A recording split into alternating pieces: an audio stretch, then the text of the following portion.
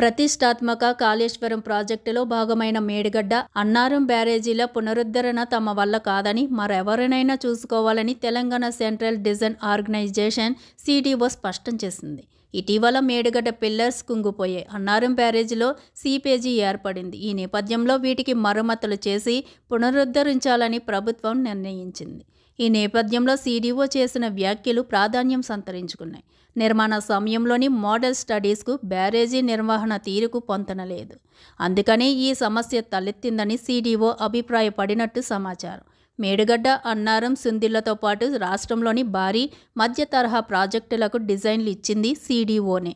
అయితే ఇప్పుడు దెబ్బతిన్న మేడిగడ్డ, అన్నారం బ్యారేజీల పునరుద్ధరణ పనులకు సంబంధించిన నైపుణ్యం తమ వద్ద లేదంటూ చేతులెత్తేసింది. అత్యాధునిక సామర్థ్యం ఉండి దేశవ్యాప్తంగా గుర్తింపు ఉన్న సంస్థలను ఎంపిక చేసి బ్యారేజీల రక్షణకు సంబంధించిన డిజైన్లు తీసుకోవాలని తెలిపింది.